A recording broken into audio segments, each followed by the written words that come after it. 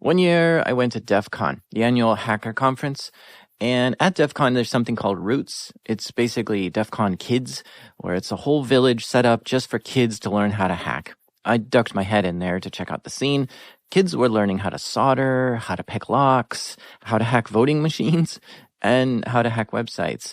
There are talks in this Roots village too. And there was a girl on stage, probably 10 years old. And she was talking about how she hacked a video game on her phone.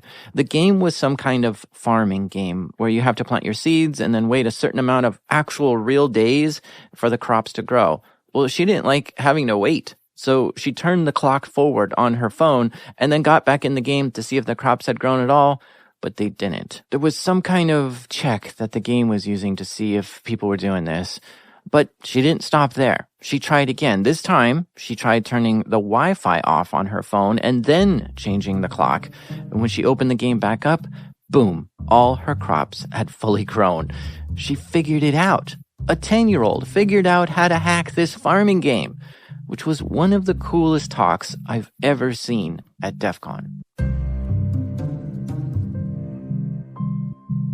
These are true stories from the dark side of the internet. I'm Jack Rhysider. This is Darknet Diaries.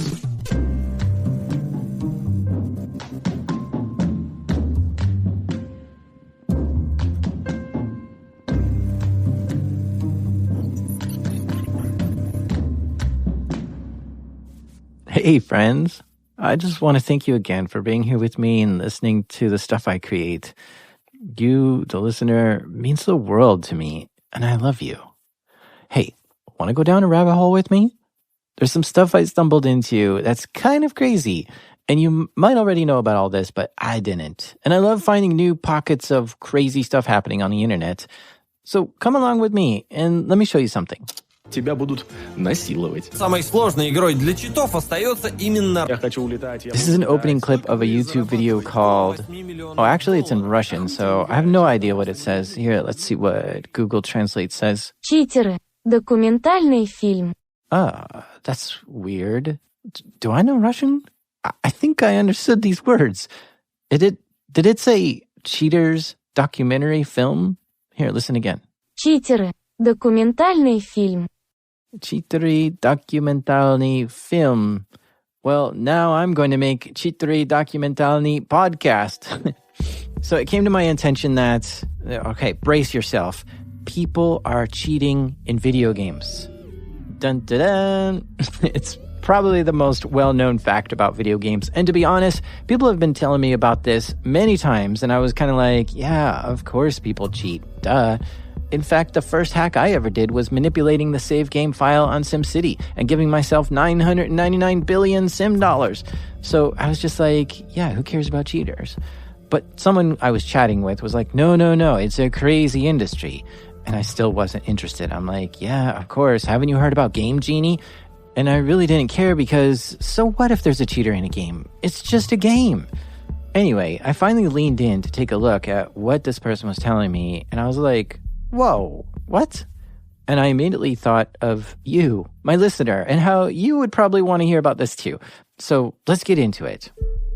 Now, I've been working on this episode for, 6 months now, trying to embed myself in the game cheating community to get an inside look, and I did. Sorta. I talked with all kinds of people involved in the cheat scene, developers, distributors, admins, and players, but I wasn't able to get any to agree to a voice interview, which was really frustrating when you can chat on Discord with someone for hours and hours and day after day who are open to just about anything, yet don't want to have their voice heard. It's a little frustrating. And this wasn't one person who turned me down. It was every single person I chatted with. So I'm sitting here now just looking at pages and pages of chat dialogue with these people. And, well, since this is an audio show, hey, why not get a voice actor to read these chat messages? How's my voice sound? Can you hear me all right? Yeah, this sounds great. Thanks for doing this. Yeah, no problem, man. What he's going to read for me is kind of a mashup of all the conversations I had with a few different people. It's not just one conversation I had. He's going to read from many different conversations.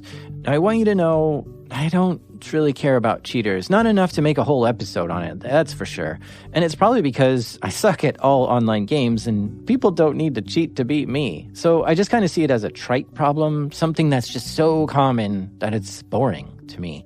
On top of that, it just feels like a big whoop kind of problem, you know, like it's just a game, so what? And so because of that, I'm not going to focus on players at all for this whole episode. What I'm fascinated with is the money involved and the internal war that's waging between devs. So I'm the admin of a website that provides cheat software for Call of Duty, Battlefield, Apex Legends, DayZ, and others. Why do you do this? Because people will pay a lot of money for cheats. How much do you charge for, say, a cheat in the game DayZ? Currently, our public cheats are $29.99 for 7 days. But we have private cheats too that are reserved for only a few trusted clients. Wait, so you can only use the cheats for 7 days? Then what happens? Then they have to pay more to keep using it. Oh, okay. First of all, I thought game cheats were free. I didn't realize people were buying them. But not only are they buying them, they're paying more for the cheat than they are for the game itself. And I'm extra surprised that it's a subscription-based model. Yeah, it has to be like that because the game developers are always patching their game, which makes it so the cheat doesn't work. So we need to find a new way to exploit the game. We have to always be developing, which costs money. So how many people are on your team? I am the admin of the website and owner, and I have a developer who creates the cheats and loader. I do the customer support too. But not all cheating sites have their own developers. In fact, not all cheats are even real. There are a lot of scam sites out there that promise to provide cheats, but they don't work. Then there are developers and resellers. Say a developer finds an exploit and creates a cheat, they can package that up and sell a key to a reseller. The reseller then creates a website or listing somewhere saying they have a working cheat and tries to find buyers. If someone buys it, the reseller just sells them the key to use the cheat that they got from the developer. So 2 different people are making money from this, the developers and resellers. Why wouldn't the developer just sell directly to players? Developers want to focus on developing, not marketing and selling, or dealing with customers and money transactions. Once a developer finds a good reseller, then they don't have to continually look for new buyers. The reseller will do all the legwork. Also, a developer can be more protected because they can just accept all payment in Bitcoin from the reseller, giving them a way to hide better. Okay, so in this scenario where there's a developer and a reseller, who's making more money? The developer will. How much do cheat developers make from this? They can make anywhere from a few bucks to $500,000 a month. A medium-sized cheat would bring in about 20 to 80K a month. Well, dang, that's a lot more than a regular job as a developer. Yeah, and resellers can make good money too. Anything is possible. Okay, I'm looking at your website now. The buying process is unlike anything I've ever seen before. It's crazy. You can't just buy and download this and begin using it. Can you walk me through what it takes for someone to buy this? Okay, before you can buy a cheat, you must be verified. You must fill out an application, which must include your real name, date of birth, country, links to your profiles on cheat forums, and we will send you a private message to confirm it's you, which cheat you're interested in buying, and 3 separate photo IDs, like a national ID card, passport, or driver's license. We also need a selfie. That's way too much information that someone has to give you just to get the cheat from you. 3 photo IDs? Are you serious? Yeah. There's a lot of people who would love to get their hands on our cheats, and we need to protect them. Protect them from who? Haters, game devs, competitors. Yeah, this makes sense. Game developers must hate when new cheats are developed. If they could get their hands on the cheat, they could probably fix it right away. And this makes me curious what game devs are doing about this. So my name is Eugene Harton. I currently work on a game called Dying Light 2 at Techland. And before that, I worked at Bohemia Interactive, on a game called DayZ, which was the one where the whole security thing around games started for me. Now, it also was not easy to find a game developer to come on the show to talk about how they're battling these cheat makers. Because this is an active war zone. Game devs don't want to share their tactics on how they're defeating this. But I did find Eugene here because he gave a talk about this at a conference. And he's willing to talk about the old stories he had from when he was working on the game DayZ 5 years ago. What were the cheaters like in the game? What were they doing? Okay, so DayZ might be a bit of a specific example, but I'll go into a bit of detail. So generally, like when you think about cheating, you can say that it's basically gaining an unfair advantage of any kind. With that in mind, it can be probably broken down to exploiting and glitch abuse, which is where they are basically using something that we already did wrong in the game. So a bug that we introduced ourselves or a glitch that is not part of the intended design. Any game state manipulation and injection, which was also very common in DayZ, and automation, which is just automation of inputs to basically alleviate any manual work that is intended by design inside the game. So all of these things to a certain degree were happening in DayZ as well. Now we're only talking about online games here where you're playing against other players. Some of the exploits for sale today promise to give players extra abilities, such as being able to see exact locations of other players, or aim bots, which point your weapon for you. All you need to do is click the mouse button and you'll hit your target. And some other things like being able to go through walls or making your own hitbox smaller. Even the slightest advantage gained through cheating is an unfair advantage to all the other players in the game. It ruins the fun. Fun generally means a process of learning and overcoming a system. And if that's the case, if what they are doing is not, damaging other people's experiences and they're doing it only for their own experience, it generally is not a problem. Okay, so how big of a problem is this for video game companies? Like, how much resources do video game companies, or maybe even just DayZ, put into fighting this? So I met a bunch of people in the space, and to speak about DayZ first, I would say, we had 5 people that were dedicated just to the subject. If I don't count the externals, because Bastian Suter, who's the creator of BattleEye, was which was the kernel agent we were using to protect the game. Basically, the common anti-cheat, also used in many other games. So if I would count Bastian helping us with the subject, it would be 6 people. And if I look at a different direction of much more larger games and competitive games like League of Legends, as far as I know, the team was 25 plus or something. Whoa, there's a 25-person team just within the game League of Legends that's primary job is to focus on finding cheats and fixing them? That's crazy. League of Legends is owned by Riot Games, and according to Wikipedia, there are 2,500 employees at Riot Games. But even still, 25 is a lot of people dedicated to just stopping cheaters. I don't know, I'm just shocked by that. Because when you play these games and encounter cheaters, it feels like cheaters are everywhere in the game, and the game makers just sort of gave up trying to fight it or do very little to stop it.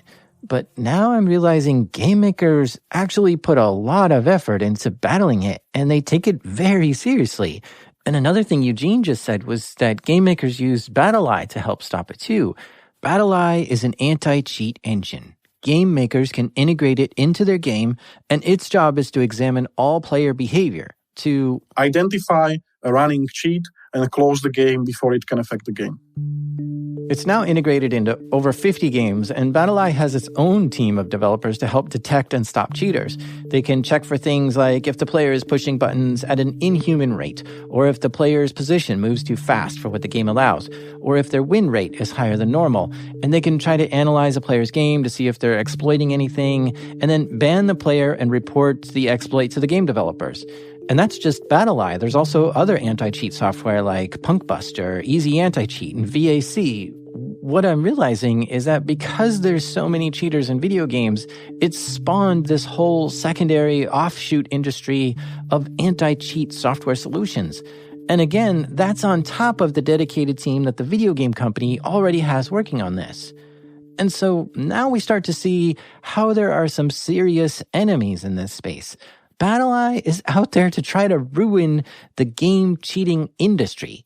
which is a bold thing to set out to do, to try to ruin a whole industry. And the cheat makers out there are trying to build working cheats, but then also make it so BattleEye can't detect it. And they've got to constantly be developing new strategies to be undetected and find new cheats in the game. And game developers are just wanting to provide a fun experience for players and not let their game get overrun or ruined by cheaters. We're going to take a quick ad break here, but stay with us because when we come back, people start playing dirty. Game devs and cheat devs don't like each other. Game devs are always trying to ruin the cheating industry, which means the cheat developers sometimes just wake up some days and suddenly their main product isn't working anymore, which means the cheat developers need to scramble to get new working cheats out there. We also have haters who are actively attacking us, trying to bring our cheats down. What do you mean? Like our competitors, other cheat makers, they sometimes attack us. And lots of people get mad at us because they just hate in-game cheaters. So we get DDoS and our site goes down, and then we have to spend more money on DDoS prevention and pay for extra bandwidth when that happens. Okay, so now it makes sense on why you ask for 3 forms of ID before giving someone your cheats. You don't want your cheats landing in the wrong hands because if it does, it could make it unusable very quickly. Exactly. So have you ever tried to buy the cheats yourself? Yeah, of course. Like the paid ones? Yeah. And how successful were you? Pretty successful. So, okay, so with public ones, it's pretty easy. So the way we did it, the first thing that we need to kind of implement is kind of a bug bounty program and the ability to buy cheats. So we created a completely physically separate network inside the company that has a separate network connection to the internet, and we were using it as basically a separated lab where we were buying cheats and disassembling them. Yeah. So inside basically this space, we had a couple people working on it, like a reverse engineer and a community manager who were trying to buy cheats, be or impersonate people who are looking for a cheat, both in public and private space. So for public, easy, they would create accounts, they would buy it through PayPal money, which was deposited by the company. And because a lot of the times it was PayPal transfer, I think there was something even with crypto, etc. So generally, basically alternative payment methods. And we would have this person look for these public cheats and private cheats, try to acquire as much of them as possible, and both provide them to the anti-cheat program we were using, and if possible, use also our own reverse engineer to figure out how they are breaking the game. And this process of buying the cheat was, easy on the public side, as long as you didn't make it clear that you're from the company. Using a name of developer, etc., because they would, ban these accounts. But when it comes to private ones, it sometimes meant you would have to have a IM conversation on Skype, ICQ, IRC, VK, Facebook, whatever, or on forums through their dedicated channels or dedicated website. And we even have cases where people were asking for IDs to confirm the identity of the purchaser, especially with some of these super private ones where they are selling to 10, 20, 30 people and asking for a very sizable subscription, $200, $500, because we've seen even those where people are willing to pay $500 to have a private cheat that is just for them, does what they want to do, and there is a developer that they contact if anything fucks up, and they will fix it for them. So, posing as different users, multiple accounts, multiple separate networks that we are using, and just being present on all these channels where the barters and trades have been happening. But it's not as easy as just posing as someone else to buy these cheats. Loading and running the cheat in-game is also a very delicate process that the game devs have to be careful about because the cheat makers are watching that part. So how does your cheat work? If I bought it, what steps do I need to do to get it to work? We have a loader. You first run the loader, then it runs the actual game. It's sort of a wrapper for the game, so all packets coming in and out go through this loader. All memory is also available on the loader. And the loader manipulates the data to make the cheat work. Okay, I get it, but is there a login feature to the loader? How do you know when my subscription has run out? We use license keys. When you run the loader, you enter in a license key, and that makes the cheat valid for that many days. Talking with the cheat seller more, they tell me that there are also ways to identify the machine that the loader is running on, and the key becomes tied to that machine ID. So it might be a combination of host name, MAC address, IP address, or other identifiers. And what that also means is you can't share the cheat with others. It will only work on the first machine you install it on. Now, let's stop here for a second and recognize how desperate some people are to get these cheats. Paying $30 to use a cheat for 7 days is pricey enough, if you ask me. But on top of that, you have to give the website 3 forms of ID, and then you download and install and run a program from a shady underground hacking website. Whoever is buying this stuff really has to ignore several red flags to get it going. And some cheat makers see this and take advantage of it. You should look into AimKit. Okay, AimKit. This was a cheat for the game Rust that you had to pay $40 a month to use. And players reported that the cheat was never undetectable, meaning BattlEye could easily spot it if you were using this cheat and ban you. So to begin with, AimKit was not a quality cheat. You buy it, you use it, you get banned. And this is not how you want your cheat experience to go. Good cheats go undetected. Anyway, when users started complaining about this cheat, other users started piping up too, saying after installing it, they got their Discord accounts banned. And what supposedly was happening was the loader was not just providing a cheat, but also grabbing a few things off that computer that it was installed on and sending it back to the devs at AimKit, such as Discord logins and who knows what else. Supposedly, the AimKit devs used those Discord logins to do things. I'm guessing spam channels or people, and that got the person banned from Discord. But that's just one example of a game cheat that was actually malware, stealing user information and causing harm to the user. But there are far worse ones than this. Eugene says when he buys these cheats, he's always expecting them to be malware or some kind of spyware. So he has to take extra precautions when installing them. What the application that he sent us did, it was of course on like a separate network physically, and as much of the protection as we could like imply within the company. But what the application that he sent did, it downloaded all the Skype database files and sent it over to the guy. And when he reviewed those Skype database files, he could see that it was us developers, for example. Yeah. So as soon as he basically sent us something which was not working, and we started complaining that it's not working, he would go and close the communication immediately because he would figure out we are developers. So they go to like really extreme caution. Wait, are you saying that when they send you the loader or the cheat, that the cheat actually looks at other data on your computer to confirm who you are? Yeah. It acts like malware a lot of the times. You know what? I should have expected that, actually. I remember downloading games when I was a teenager from dodgy websites, and half of them did contain malware.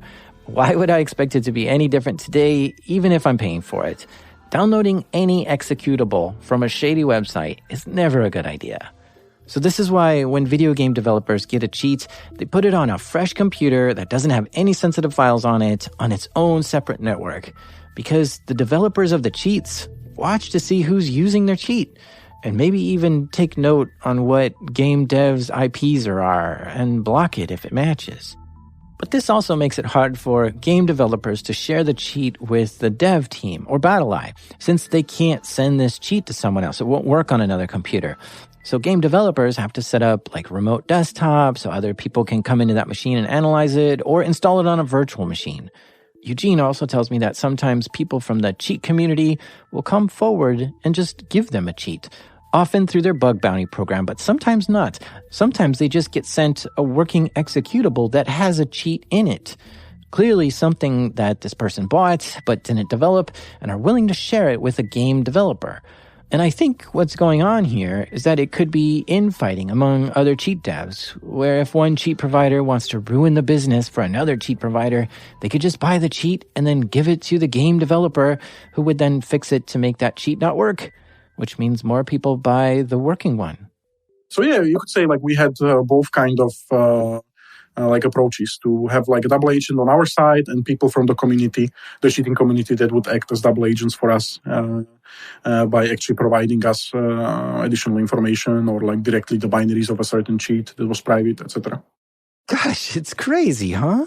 Being a game developer today means you might have to pose as a double agent acting like a cheater to get your hands on some cheats, or you might have to work with double agents who are in the cheat community but feel like exposing someone.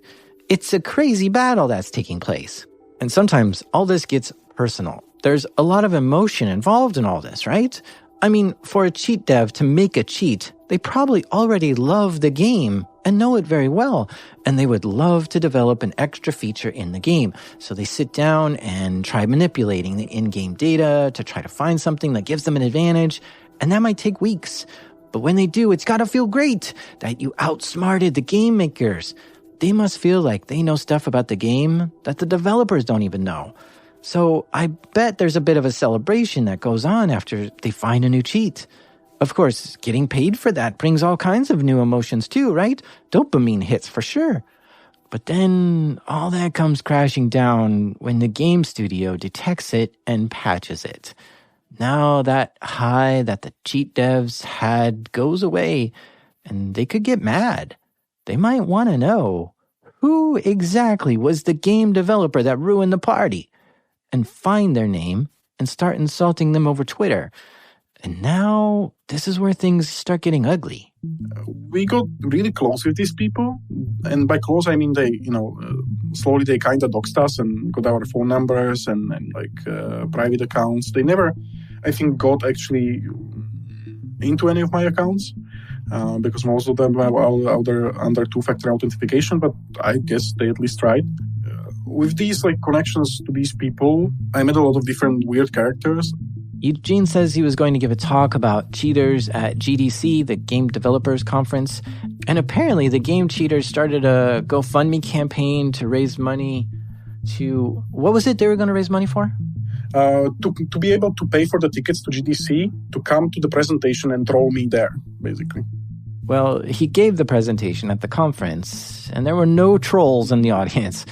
But he was doxxed and had many invalid login attempts on his accounts and got all kinds of weird messages and threats. The things that I hated the most were the creepy calls. I would pick up a phone and, since it's my work phone and when an unknown number is calling, I generally pick it up because it can be any of our partners.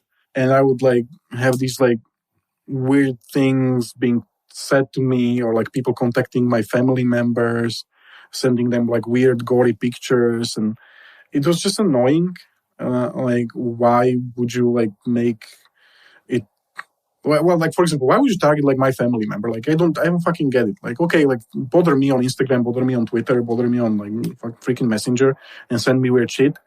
Just don't call me. Don't bother people around me. That would be nice. So it kind of prompted me to be more,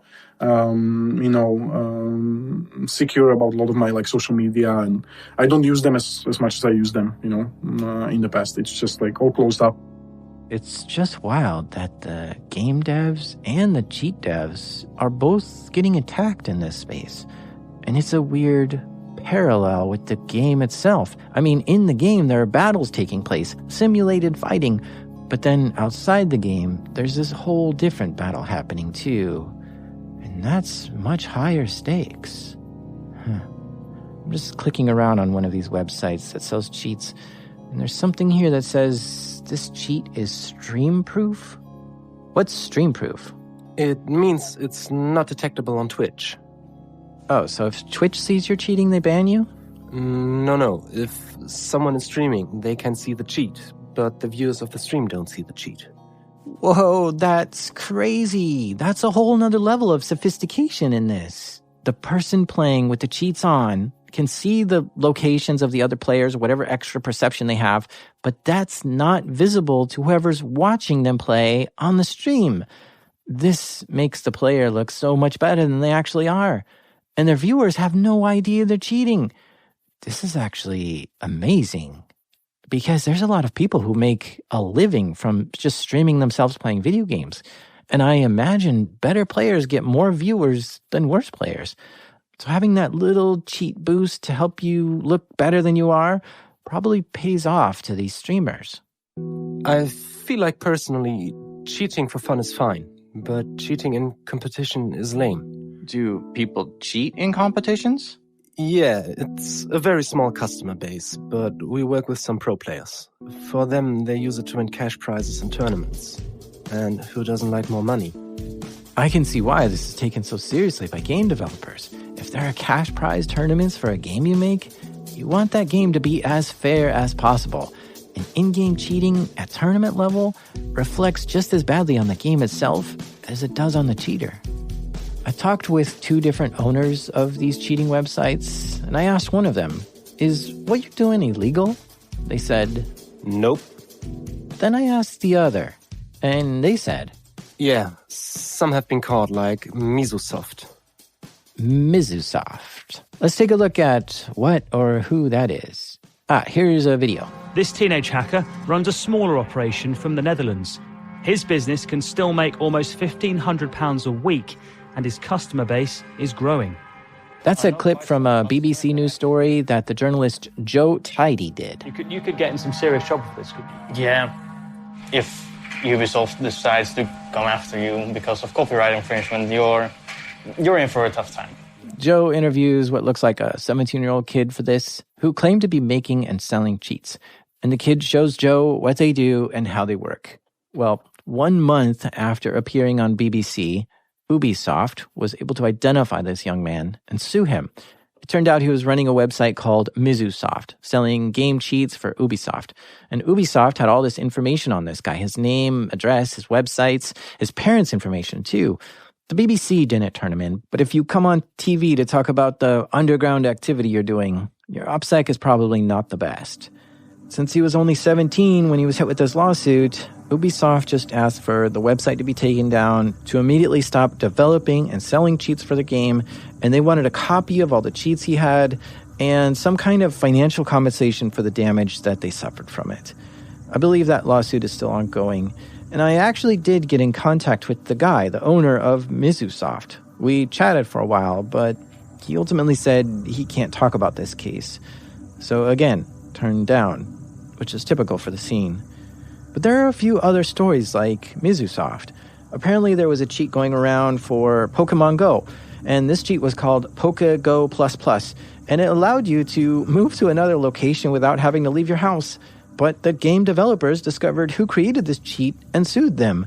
The case was settled, and the cheat creators paid $5 million in the settlement.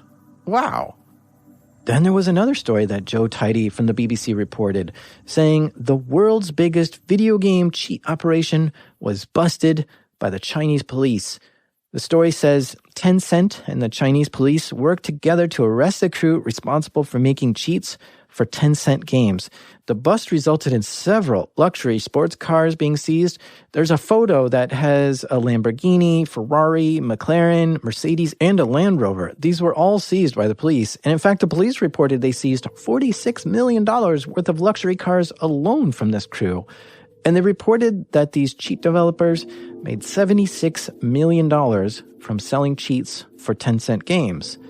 10 people were arrested who were involved with this, and it was quite an operation for the Chinese police. As I dig through court cases, I start seeing even more things show up. In 2019, Epic Games sued a 15-year-old YouTuber for advertising cheats on his channel. The complaint says he was selling Fortnite cheats for $250 each. And what's really weird here is this YouTuber made a video saying he got sued. Well, today, I got like 30,000 pages in the mail from Epic. I don't know. I think it's kind of weird that they're suing me. I don't know what's going to happen. I already have a pretty good attorney, so.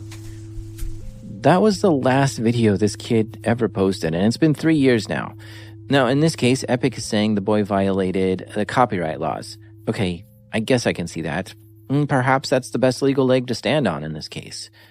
In June 2021, Bungie sued AimJunkies.com for infringing on their intellectual property.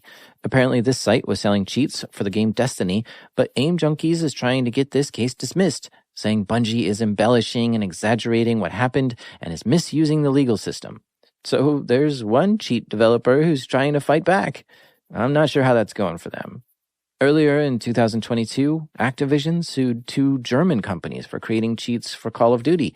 Activision is saying these companies have violated copyright laws, and that case is still ongoing. And there are quite a few other cases in the air. Epic Games is saying they've issued over a half dozen lawsuits to cheat makers now. But the problem that these game makers have is they often have a hard time tracking down who the cheat developers are to issue lawsuits to them. And sometimes when they do find who these people are, they're in other countries that lawsuits just don't have that much of an impact to cheat makers. And so, as I learn more about all this, I've come to the conclusion that I don't like cheaters. I think they do ruin the game for other players, at least online games, right? Cheat all you want if it just affects you. But when you're battling against other players and you use cheats to beat them and you're ruining their game, that's not cool. Nobody likes that. So I agree it's wrong, but I'm torn on what should be done to stop this. Okay, issue a cease and desist. Great. And you can hope the cheat developers stop there. But many aren't. All the cheat devs I spoke to said they received cease and desist letters, but just sort of laughed and kept on doing it. So what should be the next steps that game makers should do? Call the cops? Issue lawsuits? Sending a cease and desist letter is easy. You just email the cheat support team telling them, stop what you're doing. But issuing a lawsuit requires you to know who the person is that you're suing. So now the game makers have to sort of investigate who the cheat developers are for this, which, I don't know, could result in some kind of hack back type of activity, maybe? Like phishing the cheat makers to try to get info on them? I mean, it's possible, but unethical. It's just weird to think that there are game studios out there that are investigating to try to figure out the real identity and location of who these cheat developers are. What seems to be happening are game makers are using high-priced lawyers to try to intimidate cheat developers, saying things like, we're going to sue you for the maximum allowable amount, which may be millions of dollars, or some other big scary things. And I suppose some of this works. It gets the cheaters to just stop what they're doing and not do it anymore. But it'll be interesting if someone does challenge a lawsuit like that and wins, because, I don't know, maybe they somehow prove that cheating isn't illegal. It's a weird legal issue for sure. And I worry because corporations have bullied people in the past with lawsuits because someone violated their terms of service or some other made-up rule, which has had horrible results. Just look up who GeoHot is or Aaron Swartz. So it seems like, for now, the best tactic is for game makers to solo this one themselves and dial it on their own. And I mean in-game, by putting more resources into securing the game code and game client and adding more monitoring and detection mechanisms to try to find when players cheat and force them to quit. But of course, with every shot fired by the game studios, the cheat makers try to dodge it and heal up and move forward. And this might be the most epic battle that game studios have created yet.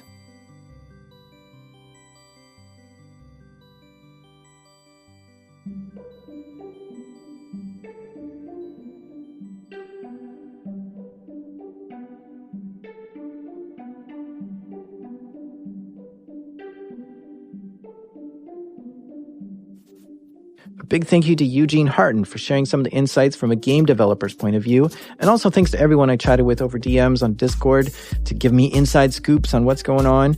This episode was created by me, your commanding officer, Jack Reese-Sider. Original music this episode was created by the Demo Man, Garrett Tiedemann. Mixing done by Proximity Sound. Editing help by the medic, Damien. And our theme music is by the King of the Hill, Breakmaster Cylinder.